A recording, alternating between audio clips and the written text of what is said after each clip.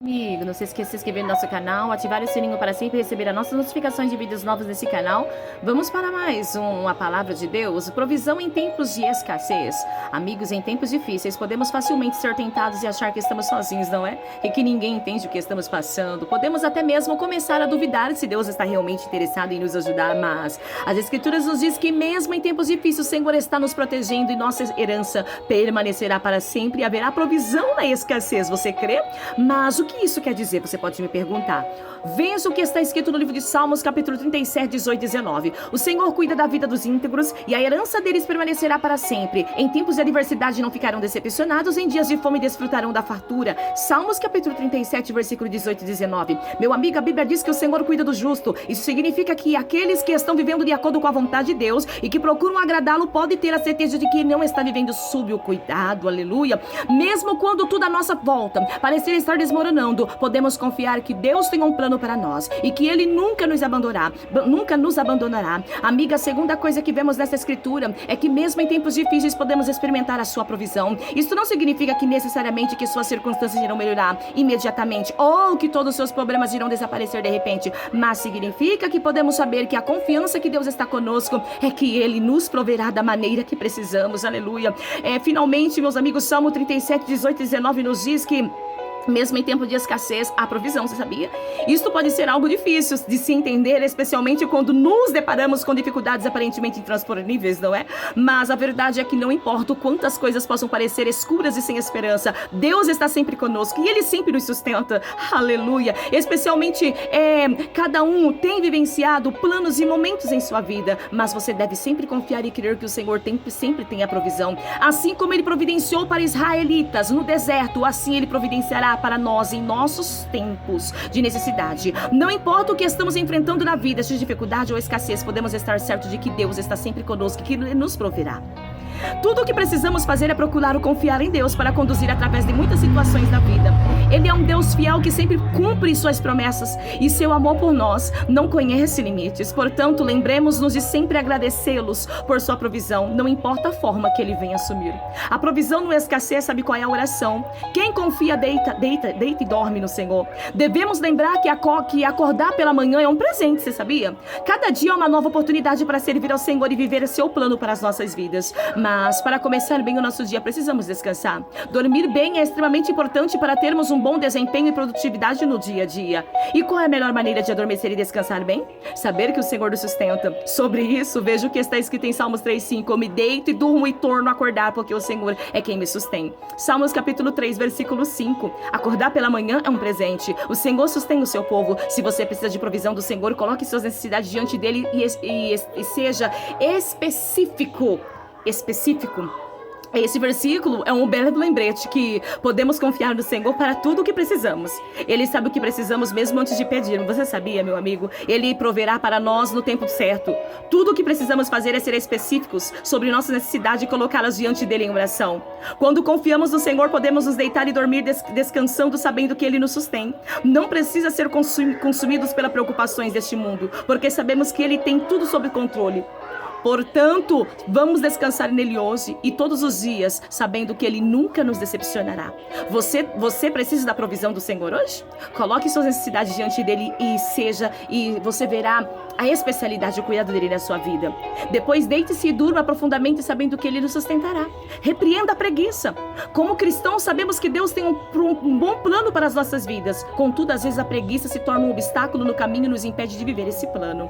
Sobre isso, veja o que está escrito em Provérbios capítulo 28, 19. Quem lavra sua terra com fartura, mas persegue fantasias. Vou ler de novo, Provérbios 28, 19. Quem lavra sua terra terá comida com fartura, mas quem persegue fantasias se fartará da miséria.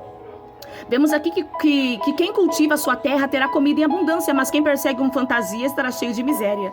Em outras palavras, a bênção de Deus nos dá sabedoria para produzir, mas o homem preguiçoso, por outro lado, praneja e não executa nada.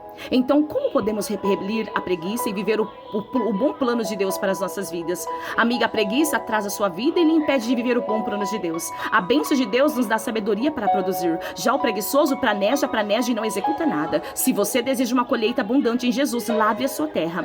Isto é, faça o que você sabe, sempre dando o melhor para a glória de Deus. Há 3 passos fundamentais que eu quero te ensinar. Você sabe? O primeiro passo para expulsar a preguiça da sua vida é fazer o que você sabe. Isso significa que você deve começar fazendo as coisas que você sabe que precisa fazer. Por exemplo, se você sabe que precisa fazer um exercício, então comece por um plano para fazer exercício 3 vezes por semana.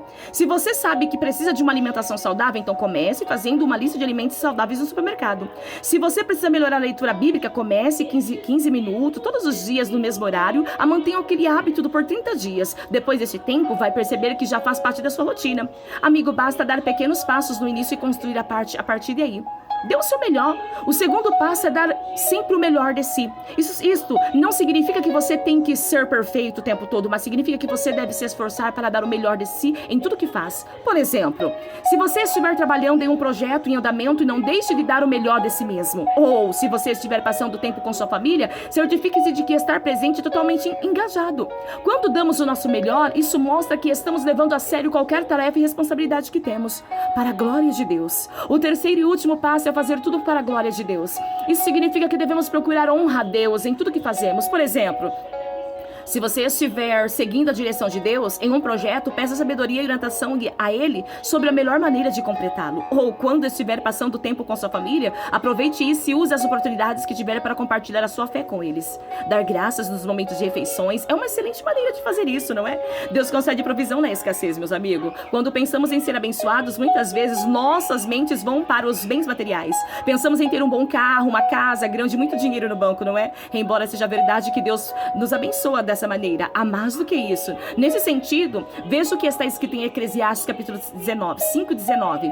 E quando Deus concede riquezas e bens a alguém e o capacita a desfrutá-los, a aceitar a sua sorte e a ser feliz em seu trabalho, isso é um presente de Deus. Deus abençoa o seu povo. Deus abre porta para o seu povo. Deus capacita o seu povo a viver e desfrutar das coisas e lugares que quem a sua bênção não seria possível. Deus quer que sejamos felizes em nossos trabalhos. É o desejo de Deus que tenhamos uma vida abundante, amigos. Aqui vemos que não é só Deus que abençoa o seu povo, mas aquele que quer fazê-lo.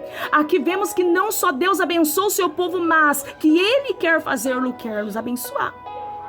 Amigo, Deus abre porta para o seu povo. A provisão sim na escassez, viu? Em Isaías capítulo 45, versículo 2 nos diz: lemos sobre como Deus abre as portas para Ciro. Irei diante de ti, e nivelarei as montanhas, derrubarei os portões de bronze e cortarei as barras de ferro. Aleluia. Assim como Deus fez por Ciro, Ele fará por nós. Se há algo que buscamos ou uma porta que esperamos que seja aberta, podemos confiar que se estiver na vontade de Deus para nossas vidas, Ele abrirá um caminho. Deus permite que seu povo viva e desfrute das coisas e lugares que são bênçãos, não seriam possíveis? Aleluia. Em Deuteronômio capítulo 28, 3, 6 nos diz: vemos uma lista de todas as maneiras que Deus pretende abençoar aqueles que o amam e o servem. Nesta lista estão bens materiais como colheitas e gados, mas também envolve o bem-estar como boa saúde e vida longa.